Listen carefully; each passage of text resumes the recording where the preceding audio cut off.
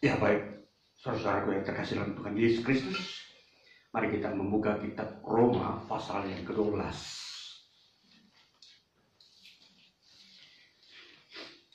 Kitab Roma pasal 12, saya bacakan ayat 1 saja. Bunyinya demikian. Persembahan yang benar. Karena itu, saudara-saudara, demi kemurahan Allah, aku menasihatkan kamu supaya kamu mempersembahkan tubuhmu sebagai persembahan yang hidup, yang kudus, dan yang berkenan kepada Allah. Itu adalah ibadahmu yang sejati. Ya, demikian bagian firman Tuhan, satu ayat saja, saudara-saudara yang terkasih. Kita akan melihat ayat ini untuk kita mengertinya di bawah sebuah sorotan tema persembahan yang benar. Saudara yang terkasih, kalau kita berbicara tentang persembahan yang benar, itu latar belakangnya adalah kita sedang berbicara tentang ibadah. Ibadah adalah sesuatu kegiatan yang dimana di dalamnya ada berisikan persembahan. Ya, itu di dalam ibadah yang ada terdapat di dalam umat Tuhan baik Israel maupun kita umat Tuhan orang-orang Kristen yang percaya kepada Yesus Kristus. Maka di dalam bagian ini, kalau kita mau mengerti, mau melihat ibadah yang benar atau persembahan yang benar, maka nanti kita akan melihat bagaimana sikap kita untuk membawa sebuah persembahan di dalam ibadah itu, sehingga persembahan itu menjadi benar. Ini yang perlu kita mengerti sebagai umat Tuhan atau manusia di dalam kita melaksanakan ibadah kita kepada Allah.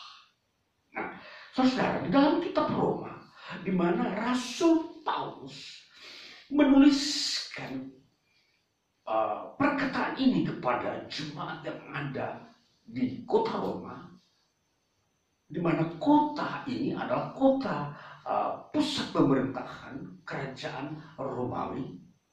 Tentunya di situ sebagai sekaligus pusat kehidupan manusia, di mana mereka telah mendewakan kemajuan-kemajuan manusia, baik itu kekuatan, baik itu kemasyuran, baik itu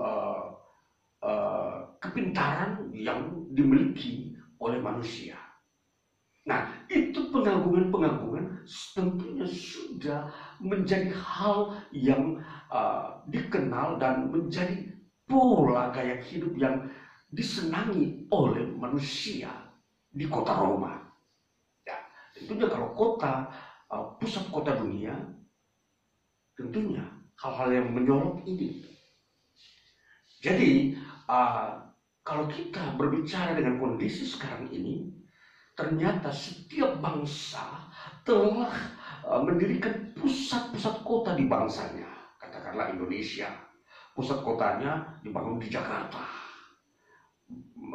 Malaysia, tentunya negara-negara setiap bangsa memiliki satu pusat kota yang dimana di situ akan dikonsentrasikan semua elemen-elemen kehidupan manusia, di mana setiap orang ingin menampilkan keunggulan-keunggulan yang dimiliki. Nah, jadi tentunya kalau ini gambaran yang ada di kehidupan manusia, tentunya kita akan melihat apa yang terjadi kalau setiap orang memiliki keunggulan, kelebihan-kelebihan tampil, dan yang berikut-berikutnya, maka akan terjadi penumpukan, pengumpulan warna-warni, berbagai variasi-variasi keunggulan-keunggulan manusia. Dan kalau disimpulkan, ternyata pasti ada yang disebut kekuatan, kemasyuran, kepintaran. Itu menjadi unggulan-unggulan. manusia. Nah, itulah sebabnya saudara, ini menjadi latar belakang pengaruh-pengaruh terhadap kehidupan orang Kristen yang ada di kota Roma. Nah, jadi kalau kita memperhatikan ini, berarti nasihat Paulus tentang persembahkanlah tubuhmu, ya, mempersembahkan tubuhmu sebagai persembahan yang hidup. Itu adalah ibadahmu yang sejati. Saudara-saudara, mempersembahkan tubuh adalah sebuah konsep di dalam ibadah Kristen. Nanti kita melihat latar belakang yang lebih dekat daripada ibadah Kristen adalah persembahan yang dilakukan oleh orang-orang Israel yang dalam motif ibadah mereka adalah mereka selalu membawa korban-korban persembahan seperti lembu, domba, dan merpati sebagai bahan-bahan yang mereka sediakan ketika mereka beribadah. Jadi ini bahan-bahan seperti lembu, domba, dan merpati adalah bahan-bahan persembahan yang dibawa oleh orang Israel kepada Allah ketika mereka melakukan ibadah tahunan untuk pengampunan dosa. Nah, kalau kita sudah melihat motif ibadah ini, berarti isi daripada persembahan ini adalah untuk pengampunan dosa. Jadi kalau kita memperhatikan, biasanya ibadah tahunan itu dilakukan pada hari raya Paskah. Nah, biasanya hari raya Paskah itulah mulailah dihadirkan bagaimana lembu, domba, bahkan burung merpati dijejerkan di sekitar bait Allah, kemudian dipakai atau dibeli, kemudian disembelih sebagai bahan-bahan persembahan pengampunan dosa umat Israel. Ini persembahan, kita berbicara tentang persembahan yang mereka lakukan menurut ketentuan Tuhan di dalam kitab Taurat. Nah, selain korban-korban ini, binatang ini kita sebutkan, ada korban yang lain seperti dari hasil tumbuh-tumbuhan seperti anggur, bisa saja dari buah-buah yang ada di Israel, mereka bawa juga sebagai bahan persembahan. Namun ini dilakukan pada hari raya berikutnya, yaitu hari raya panen, hari raya syukur.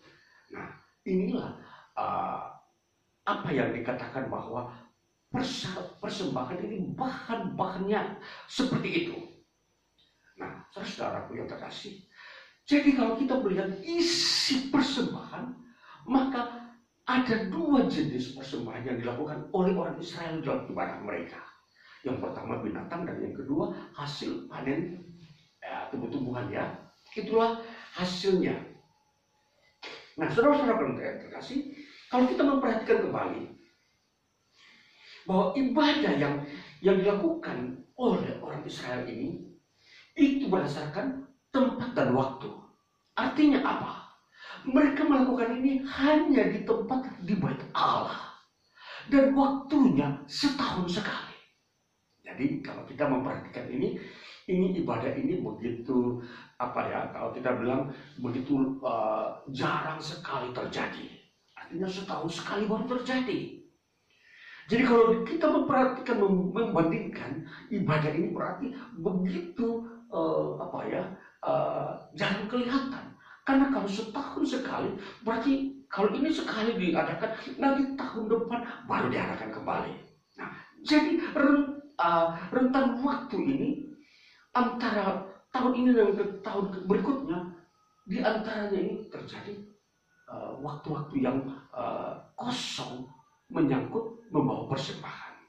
Nah, inilah yang kita mau memperhatikan bentuk persembahan yang dilakukan oleh orang Israel kepada Allah. Namun kita mau melihat, saudara-saudara, ini kita sebut sebagai ibadah model di dalam perjanjian lama. Nah, sekarang kita mau melihat ibadah dalam model perjanjian baru. Di sini Rasul Paulus menampilkan ibadah model perjanjian baru yang dia terima dari Tuhan Yesus Kristus.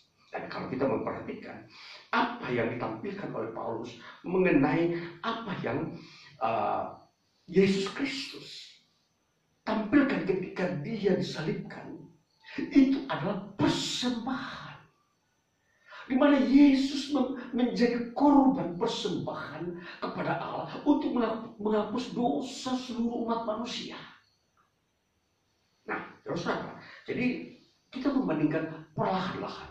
Kita memperhatikan bagaimana korban dalam perjanjian lama yang setahun sekali dilakukan dengan kemudian korban yang dilakukan oleh Yesus Kristus ketika mati di kayu salib ini sekali untuk selama-lamanya.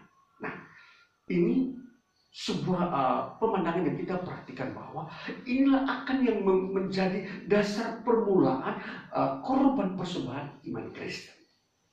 Jadi ketika kita percaya kepada Kristus Yesus, model persembahannya adalah bahwa Yesus itulah korbannya. Jadi kita yang percaya kepada Kristus tidak perlu lagi mencari domba atau lembu atau burung merpati untuk menjadi bahan korbannya, persembahan untuk menghapuskan dosa kita. Nah, karena Kristus Yesus telah mengorbankan dirinya, maka kita ini menjadi orang-orang yang menerima maknanya bahwa kita pun telah membawa korban persembahan di atas nama Yesus.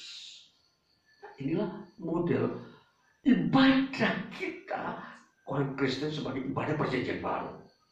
Nah, dalam rangka seperti itu, maka Paulus berkata begini, itulah sebabnya saudara-saudara aku menasihatkan kamu, persembahkanlah tubuhmu sebagai persembahan yang benar. Nah, saudara, kita mau memahami persembahan tubuh ini sebagaimana Yesus mati di kayu salib, itu modelnya.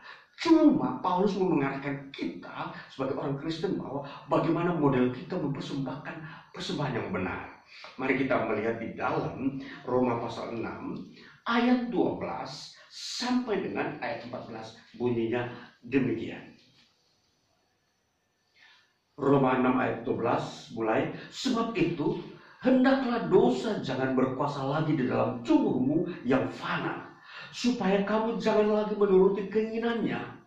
Dan janganlah kamu menyerahkan anggota-anggota tubuhmu kepada dosa untuk dipakai sebagai senjata kelaliman. Tetapi serahkanlah dirimu kepada Allah sebagai orang-orang yang dahulu mati tetapi yang sekarang hidup.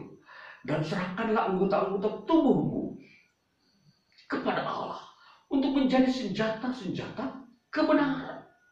Sebab kamu tidak akan dikuasai lagi oleh dosa, karena kamu tidak berada di bawah hukum Taurat, tetapi di bawah kasih karunia. Ini saudara-saudara, kita mau mengerti ayat ini sama seperti apa yang telah disimpulkan dalam pasal 12 tadi. Serahkanlah atau persembahkanlah tubuhmu. Nah, inilah yang kita memperhatikan bahwa persembahan korban yang benar di hadapan Allah ialah kita menyerahkan tubuh kita kepada kebenaran firman Tuhan, bukan kepada dosa. Nah, jadi ibaratnya begini.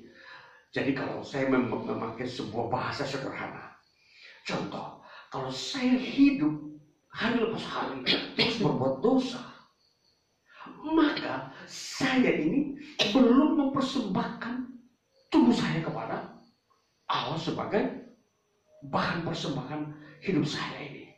Artinya saya belum beribadah kepada Allah. Nah, itu maknanya, makna bahasa sederhana yang kita bisa memahami. Sebaliknya, kalau saya melakukan kebenaran, itu adalah persembahan, itu berarti saya sudah beribadah kepada Allah. Itu persembahan yang benar. Karena apa? Saya melakukan kebenaran. Nah, jadi persembahan yang benar di sini bukan lagi soal materi atau benda yang disajikan seperti lembu atau domba atau binatang, bukan lagi. Tetapi yang disajikan adalah perbuatan saya. Jadi kalau saya hidup dalam kebenaran, Saya mengasihi istri saya mengasihi anak saya mengasihi saudara-saudara saya mengampuni orang yang bersalah kepada saya hidup dalam rendah hati. Saya juga mendoakan orang-orang yang membutuhkan didoakan. Saya juga mempersembahkan tubuh saya ini, artinya menolong orang yang membutuhkan pertolongan. Mungkin dia dalam keadaan sakit atau dia mengalami kecelakaan dan seterusnya. Mungkin dia miskin, dia kekurangan makanan. Saya bisa memberikan dia sepotong sehelai pakaian atau sepiring nasi. Seperti itu. Itulah kebenaran yang harus dilakukan. Itulah sebagai persembahan yang benar. Tapi kalau sebaliknya saya ini menipu orang lain, kalau saya ini mengambil milik orang lain, saya memusuhi orang lain, saya membenci orang lain, itu berarti saya tidak membawa persembahan yang benar kepada Allah. Ini adalah wujud persembahan Kristen. Jadi Kristen tidak menentukan sebuah persembahan yang benar dalam bentuk ibadah dengan cara membawa benda atau materi. Mungkin sekarang ini ada orang ingin mau mengalihkan bagaimana materi itu dialihkan bukan saja lembu, tapi dialihkan kepada seperti mungkin uang. Ya, zaman sekarang memang uang menjadi bahan praktis untuk dipakai sebagai bahan persembahan. Namun saudara-saudara, di dalam pemahaman konsep Alkitab, setelah Paulus menampilkan model persembahan yang benar sebagaimana Kristus mati di kayu salib dalam kebenaran, itulah model yang paling benar. Persembahan ialah hidup kita ini sudah tidak lagi kita berbuat dosa. Itulah persembahan yang benar. Kalau kita bandingkan contoh, kalau ada sekiranya ada orang yang sukses, dia punya kekayaan, dia membawa persembahan dalam ibadahnya, dia memberikan dalam bentuk uang, misalkan. Uang ini tidak menjamin bahwa dia sudah melakukan kebenaran sebagaimana Kristus telah melakukan kebenaran. Contoh, kalau kita pandang uang ini, kita katakanlah, kita alihkan kepada orang miskin yang membutuhkannya. Itulah yang lebih benar.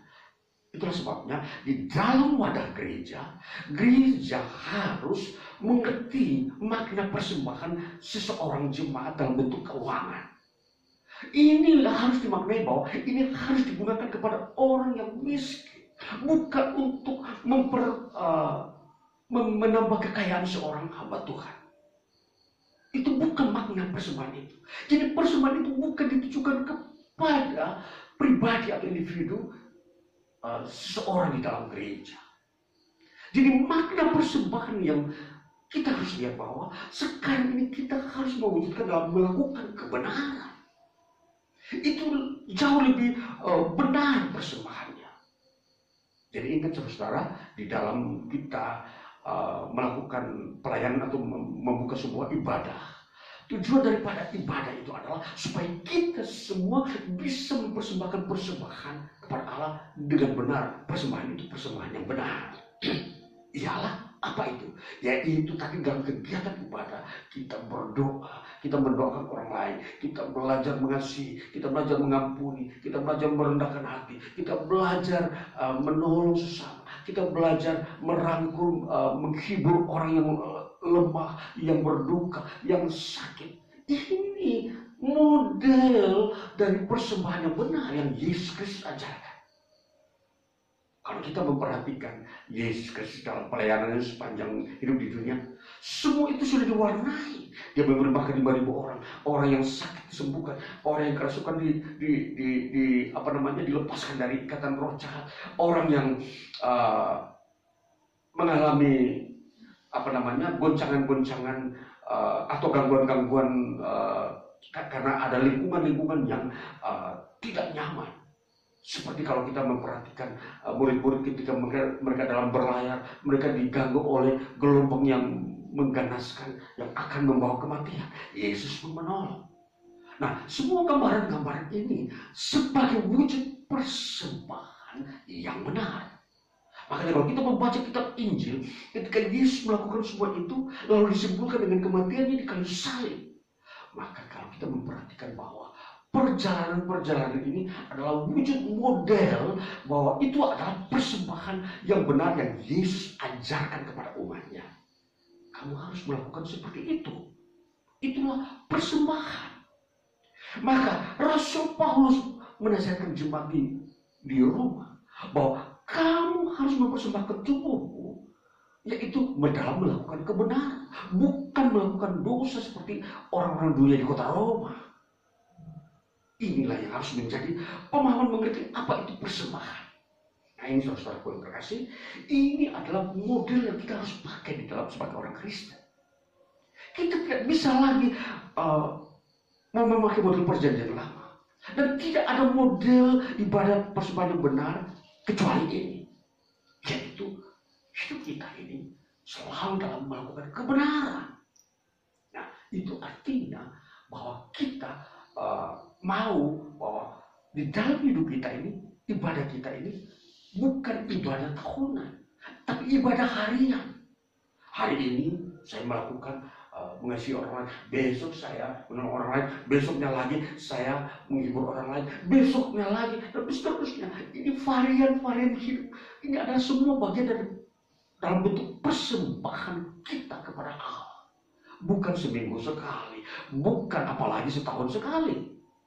Jadi persembahan yang benar adalah persembahan harian.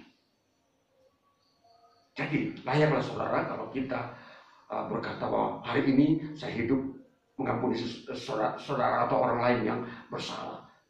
Besok masih ada lagi saya menasihati orang lain. Besok masih ada lagi saya harus menghibur orang lain. Besoknya lagi saya harus menolong orang lain yang kesukaran atau sedang mengalami himpitan atau masalah-masalah yang berat. Itulah yang memang menjadi fokus perhatian kita untuk kita hidup. Karena itu adalah persembahan kita kepada Allah. Jadi yang Allah memperhitungkan kita itu beribadah kepada Dia, ya ini hidup dari hari lepas hari. Kita sudah mendoakan orang lain supaya dia disembuhkan, itu pun persembahan. Kita mendoakan orang lain agar orang lain juga mengalami kemajuan-kemajuan di hidup ini, tidak berputar-putar dalam satu masalah. Nah itu adalah persembahan-persembahan. Kita melihat ada orang lain sedang sakit di rumah sakit, dia membutuhkan penyembuhan, itu pun kita datang. Inilah saudara, memahami mempersembahkan atau persembahan yang benar seperti ini. Jadi kalau kita memang dikaruniai Tuhan untuk memberikan persembahan dalam bentuk uang, itu tidak salah, tetap berjalan. Namun tentunya kembali saya tegaskan bahwa uang ini akan dipakai untuk menolong orang yang miskin atau orang yang membutuhkan saat-saat di mana memang dia membutuhkan keuangan. Mungkin ya kita lihat musibah-musibah masih sering terjadi, musibah bencana alam. Ini yang dipakai ke sana.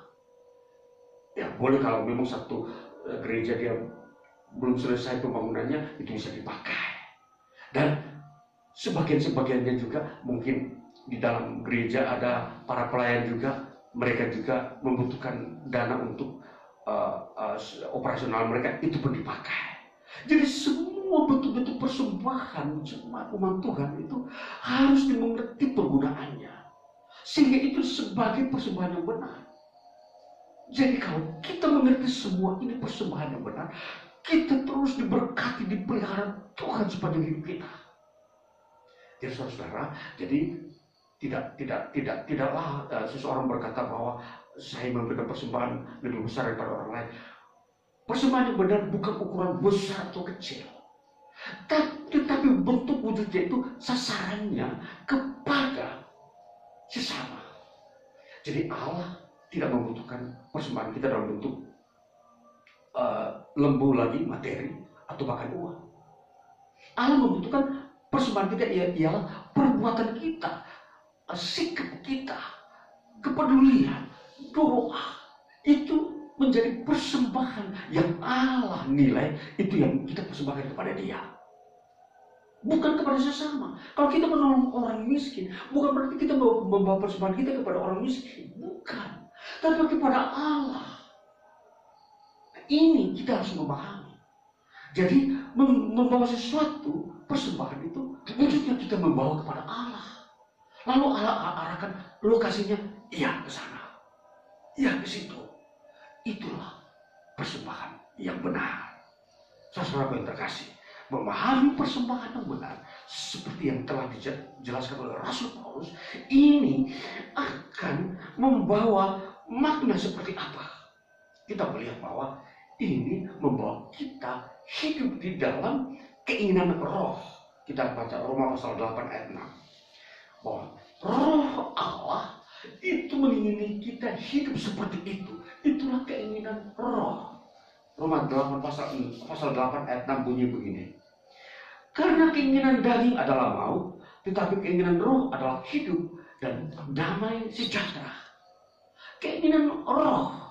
Keinginan roh ini apa? Keinginan di mana roh Allah yang tinggal di dalam orang percaya. Maka saudara, kalau kita memperhatikan kehidupan kita, persembahan kita, maka itu adalah keinginan roh. Tapi kalau kita tidak melakukan apa yang keinginan roh lakukan, maka yang ada hanya keinginan daging yang adalah maut. Makanya di situ disebut dosa bukanlah persembahan. Ketika seorang berbuat dosa, itu bukan dia tidak melakukan persembahan, dia tidak membawa persembahan, dia belum beribadah. Tetapi kalau dia sudah bisa melakukan kebenaran, dia dapat menolak dosa, maka disinilah letak dia sudah mulai beribadah. Jadi ibadah menurut iman Kristen ialah seseorang melakukan kebenaran. Itu ibadah. Ini yang dalam pengertian sudah meliputi persembahan yang benar. Nah, jadi tentunya kalau kita beribadah di gereja itu merupakan sebuah dikatakan perwalian daripada seluruh ibadah kita sehari-hari. Misalkan kita ibadah seminggu sekali itu hari Minggu. Hari Minggu kita beribadah kepada Allah dalam bentuk nyanyian doa. Itu adalah satu dari satu minggu itu 7 hari dalam kita ibadah. Jadi tentunya di dalam ibadah hari Minggu itu adalah ibadah persekutuan mendengar firman. Dan kita itu saling berdoa dan mendoakan. Nah, namun setelah hari Minggu itu berarti itu tetap ibadah. Modalnya apa? Lain. Kita melakukan kebenaran. Kita berhadapan dengan sesama. Dan sikap hidup kita dalam kebenaran itulah yang menjadi ibadah. Persembahan. Jadi ibadah kita ibadah harian. Jadi sudah menjadi model bahwa ibadah Kristen yang Yesus Kristus tetapkan inilah seperti ini. Ibadah hari lepas hari. Bukan ibadah tahunan, 1 tahun sekali baru kita membawa persembahan. Nah, inilah saudara makna dari membawa persembahan seperti apa yang dilakukan oleh Tuhan Yesus Kristus. Dan kemudian dikatakan bahwa selain ketika kita mempersembahkan hidup kita dalam kebenaran, itu kita selain kita hidup di dalam keinginan roh, justru kita sedang berada di dalam di mana roh Allah diam di dalam kita. Kita kembali lagi pasal 8 ayat 11, dilanjutkan ayat tadi pasal 8 6 ke ayat 11 dikatakan. Dan jika roh Dia yang telah membangkitkan Yesus dari antara orang mati diam di dalam kamu, maka Ia yang telah membangkitkan Kristus Yesus dari antara orang mati akan menghidupkan juga tubuhmu yang fana itu oleh rohnya yang diam di dalam kamu. Dan begini saudara-saudara, kalau kita memperhatikan ayat ini, ketika kita percaya Kristus, lalu kita melakukan kebenaran-kebenaran, itu roh Allah diam di dalam kita. Nah, roh Allah ini Dia akan membangkitkan tubuh kita yang fana ketika terjadi kematian.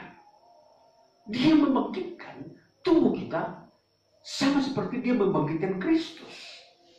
Jadi roh ini fungsi roh ini akan membangkitkan kita di akhir zaman. Saudara, jadi Kalau kita sudah masih di dalam rentetan-rentetan ini, membawa persembahan kepada Allah dalam wujud hidup dalam kebenaran, kemudian Roh Allah tinggal di dalam kita, dan kita melakukan keinginan Roh. Ini adalah rentetan kehidupan kita yang menjadi apa yang kita butuhkan soal hidup kekal. Nah, jadi persembahan kita ini berhubungan dengan hidup kekal, bukan berhubungan dengan hanya untuk perkara-perkara fisik di dunia ini. Jadi kalau kita memperhatikan persembahan ini dalam hari lepas hari, itu ada hubungan erat dengan hidup kita nanti dalam kekekalan. Karena di situ keterlibatan Roh Allah di dalam kehidupan kita hari lepas hari. Nah, itulah sebabnya kita harus mempersembahkan korban yang benar. Nah, saudara terkasih, selanjutnya, kalau kita sudah melihat bahwa Roh Allah diam di dalam kita, maka kita akan melihat bahwa kita itu akan disebut anak-anak Allah. Mari selanjutnya kita melihat hal ini dalam Roma 8 pasal 8 lagi ayat 16 kelanjutannya. Ayat 16 bilang begini, Roh itu bersaksi bersama-sama dengan roh kita bahwa kita adalah anak-anak Allah. Nah, ini saudara-saudara. Jadi kalau kita melihat turunan-turunannya, maka akan seperti ini. Ketika kita beribadah mempersembahkan korban yang benar, maka disitulah Roh Allah diam di dalam kita. Nah, setelah Roh Allah diam di dalam kita, Roh Allah itu bersaksi dengan roh kita bersama-sama bahwa kita ini adalah anak-anak Allah. Nah, inilah yang menjadi turunan-turunan bahwa sebutan anak-anak Allah bukan pemberian-pemberian lembaga-lembaga atau doktrin-doktrin tertentu. Anak-anak Allah adalah sebuah label Alkitab bahwa siapa yang membawa persembahan dengan benar, dia didatangi Roh Allah, tinggal di dalam dia. Lalu Roh Allah itu bersama roh orang yang beribadah ini membawa korban persembahan yang benar akan bersaksi bersama-sama kepada dia bahwa dia adalah anak-anak Allah. Nah, jadi keyakinan itu muncul dari individu, bukan dari sebuah ketetapan lembaga yang ada di suatu negara atau bangsa. Nah, jadi saudara-saudara, kita melihat memperhatikan bahwa anak-anak Allah ini mereka adalah tempat di mana Roh Allah diam. Dan mereka lah yang membawa korban selalu harian, korban yang benar. Jadi di sini tentunya ibadah akhirnya menuju kepada ibadah yang benar, selalu dikontrol oleh Allah, dan Allah selalu hadir dalam ibadahnya dia.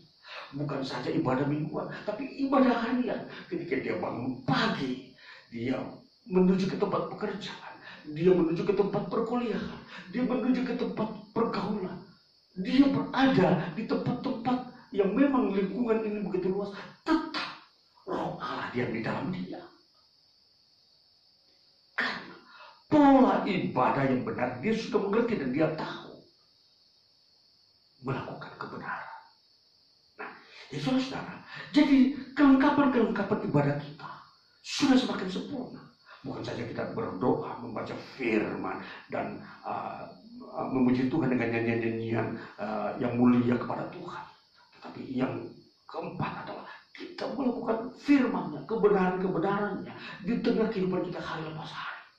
Inilah yang memberikan kita sempurna menjadi orang-orang yang beribadah membawa persembahan yang benar. Saudara, ini kita memahami membawa persembahan yang benar di sini di dalam ketentuan firman Tuhan. Maka saudara, jadi kalau kita memperhatikan bahwa persembahan yang kita lakukan hari lepas hari ini adalah persembahan yang dilakukan dengan sukarela, bukan sebuah pemaksaan dan bukan sebuah daya tarik yang banyak orang mau menarik. Ya, contoh, kalau ada orang ingin menarik orang lain untuk bawa persembahan kepada Tuhan, ya, dia memberi contoh duluan. Ini saya telah memberikan persembahan kepada Tuhan.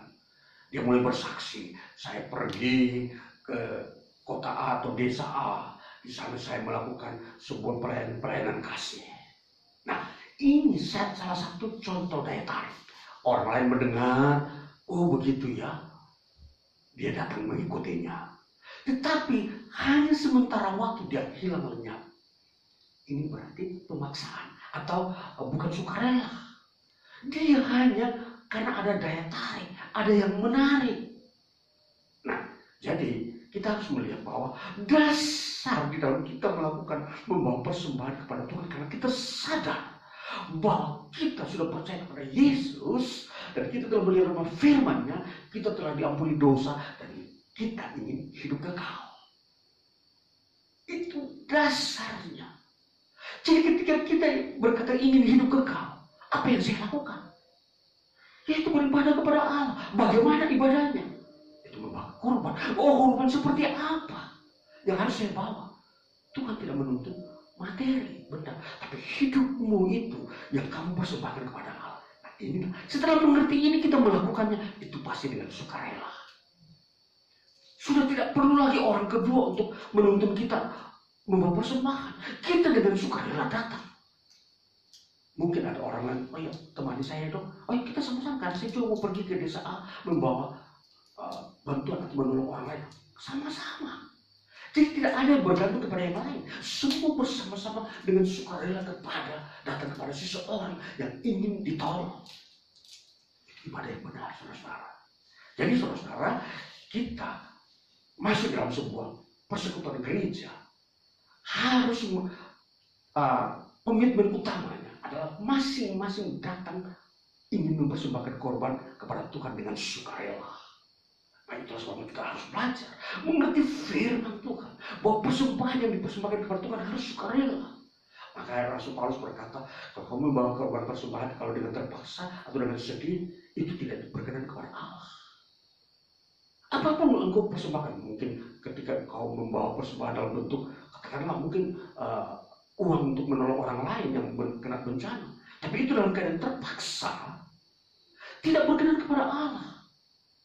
Engkau memberi persembahan kepada Allah karena engkau memberi dengan terpaksa.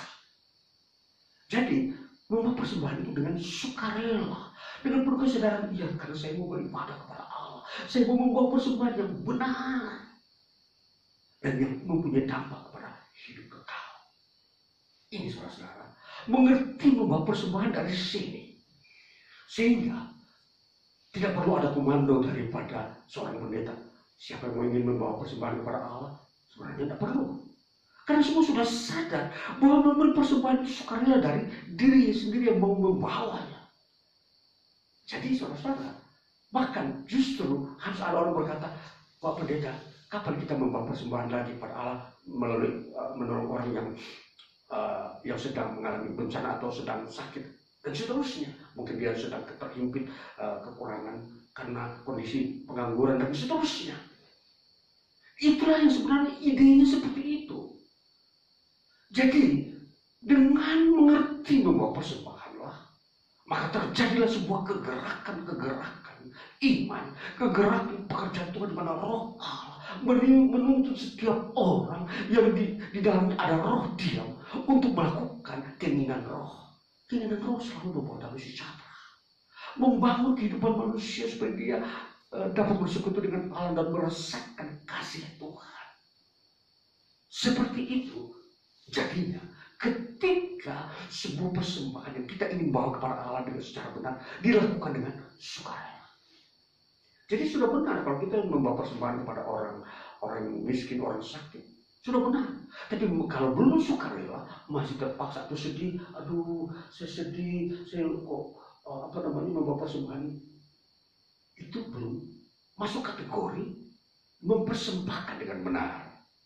Jadi perhatikan saudara-saudara, jadi kita saudara-saudara yang mendengar firman Tuhan ini, bagaimana membawa persembahan yang benar, itu dilihat. Disinilah nilai-nilainya yang kita lakukan.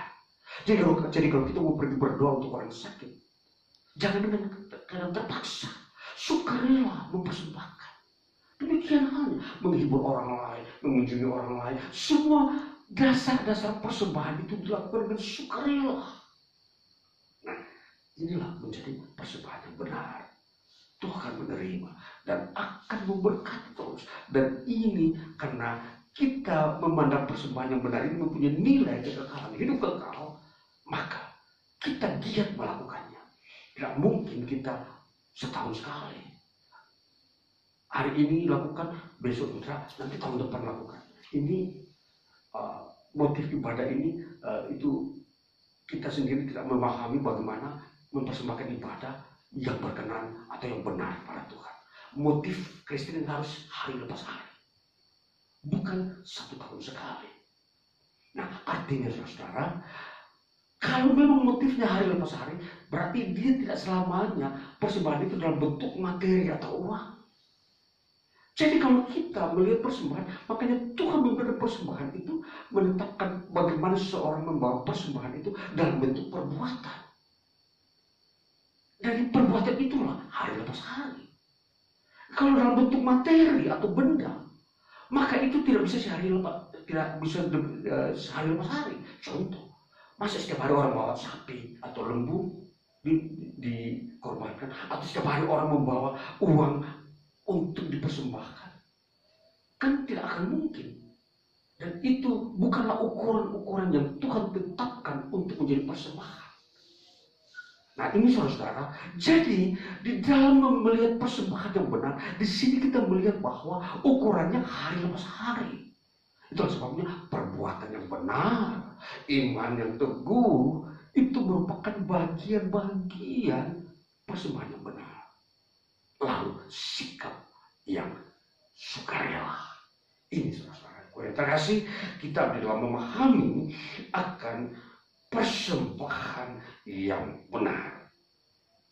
Selanjutnya saudara, di dalam kita membawa persembahan kepada Allah, ini membuat kita bersekutu dengan Allah.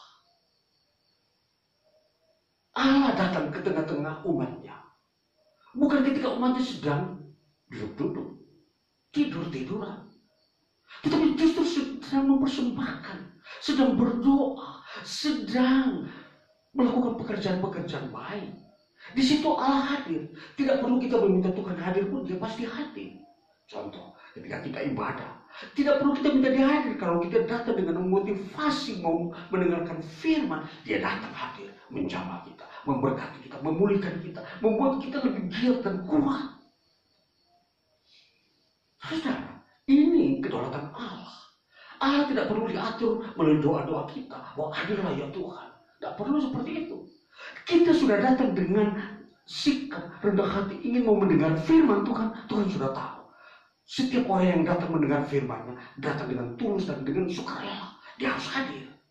Dia hadir membawa berkat-Nya, memberikan pemulihan, kesembuhan, memberikan jalan keluar. Itu kedaulatannya Allah. Hamba Tuhan hanya menjadi media untuk memiliki sebuah kesepakatan persekutuan antara umat Tuhan dengan Tuhan. Jadi kehadiran Tuhan bukan ditentukan oleh seorang hamba Tuhan seperti misalkan saya. Saya hanya alatnya dia untuk menyampaikan firman, mengajarkannya. Tapi soal kehadiran Tuhan bukan ditentukan oleh saya. Ditentukan oleh kita yang mau memang rindu Allah hadir dalam hidup kita. Jadi inilah yang kita harus mengerti soal ibadah. Nah, saudara-saudara yang terkasih, di dalam semua ini akan membuat kita semakin giat. Hari lepas hari, rindu Allah hadir. Ketika saya bangun pagi, saya rindu Allah hadir. Bagaimana wujudnya? Di dalam pikiran kita sudah ada kebenaran. Apa yang saya melakukan Tuhan? Oh, saya mau mengampuni saudaraku yang kemarin menyakiti saya. Oh ya. Oh, saya mau menasihati saudaraku yang sedang ada dalam kegelisahan. Begitu. Jadi kita sudah tidak lagi diikat oleh permasalahan-permasalahan kebencian, permasalahan-permasalahan, ada sebuah kecurangan yang dilakukan oleh orang lain kepada kita. Kita tidak perlu membahasnya. Nah, itulah sebabnya. Inilah yang kita mengatur bagaimana pikiran kita itu selalu dihubungkan dengan persembahan kepada Allah, ibadah kepada Allah. Dan Allah yang menampakkan semua kebutuhan kita, soal damai, soal ketahanan kita terhadap sebuah hasutan atau dosa-dosa di dunia ini, kita akan kuat. Karena kita melakukan prinsip persembahan. Jadi, kalau kita sudah melakukan apa yang Allah punya, Allah akan melakukan kedaulatannya terhadap kita, memelihara kita supaya kita tetap beribadah, tetap mempersembahkan korban. Itulah yang menjadi makna kita tahu apa itu ibadah. Kita tidak usah khawatir soal masa depan, soal siapakah teman hidup kita, atau bagaimana menjalani keluarga, dan seterusnya. Masih banyak masa depan kita manusia. Kita akan diisi atau diberi oleh Tuhan ketika kita beribadah dulu. Kalau kita belum beribadah, semua itu menjadi kesulitan bagi kita, dan mungkin bisa saja sukar terjangkau. Karena kita belum melakukan sesuatu yang menjadi kewajiban kita, beribadah kepada Allah. Jadi keinginan-keinginan itu, anggaplah kita bilang itu boleh ada, tetapi itu akan terwujud ketika kita mulai melakukan sesuatu perbuatan yang benar, yaitu beribadah kepada Allah. Yang kita sudah tahu tadi, pasti membawa persembahan. Jadi, kembali lagi, firman Tuhan mengajar kita bahwa beribadah kepada Allah bukan saja berdoa, membaca firman, dan menyanyikan nyanyian pujian kepada Tuhan. Tapi yang terakhir dan keempat adalah kita melakukan kebenaran hari lepas hari, seperti yang kita sudah mendapatkan penjelasan yang sebelumnya. Maka mari kita mengambil sikap kita. Siapakah yang memang mau membawa persembahan yang benar kepada Tuhan? Siapakah yang mau melihat hidup yang Tuhan tentukan seperti ini, persembahan yang baik dan benar kepada Tuhan hari lepas hari? Biarlah kita mengambil keputusan, karena ini adalah kesempatan. Inilah hari-hari hidup kita yang kita jalani, selalu berhubungan dengan persembahan kepada Allah. Itulah yang Yesus Kristus kehendaki. Biarlah kita semua bisa mengerti dan mau melakukan apa yang Tuhan kehendaki, dan kita akan diberkati Tuhan. Percayalah bahwa Tuhan akan memberikan berkat berkelimpahan kepadamu ketika engkau sudah memulai membawa persembahan yang benar kepada Dia. Tuhan yang memang patut menerima persembahan dari kita. Tuhan Yesus memberkati kita, dan biar di hari ini kita semua bersama-sama mengangkat hati kita kepada Tuhan untuk mau mempersembahkan hidup kita, bahwa hari-hari ini ke depan kita mau memulai melangkahkan kaki, menambahkan pada kita persembahan-persembahan yang harus kita bawa kepada Tuhan.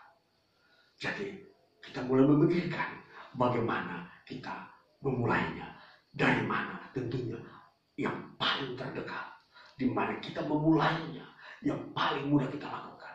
Mungkin saudara belum bekerja, belum mempunyai penghasilan, itu belum tentu saudara pikirkan untuk membawa persembahan. Tapi pikirkanlah apa yang menjadi sikap terbaik untuk saudara lakukan, untuk saudara persembahkan di hadapan Tuhan. Baik itu diri saudara, terhadap orang tua saudara, terhadap siapapun yang saudara anggap memang harus saya persembahkan melalui mereka, tapi kepada Tuhan. Jadi kalau saudara masih mempunyai orang tua, mereka membutuhkan kasih sayangmu, kepedulianmu terhadap mereka. Berikanlah itu, kepedulian itu. Karena itu bagian dari persembahan.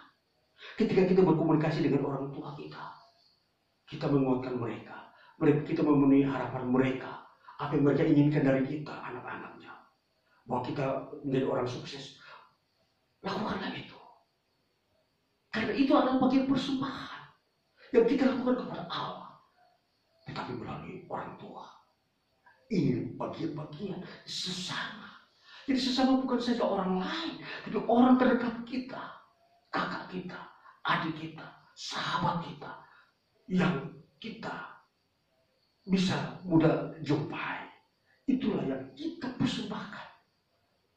Jadi hilangkan rasa-rasa iri, dendam, lepaskan semua kebencian-kebencian yang pernah terjadi. Kalau pada saat itu karena sebuah kesalahpahaman, dilepaskan. Dan itu harus kita memulai dengan sesuatu yang baru. Itulah untuk kita beribadah.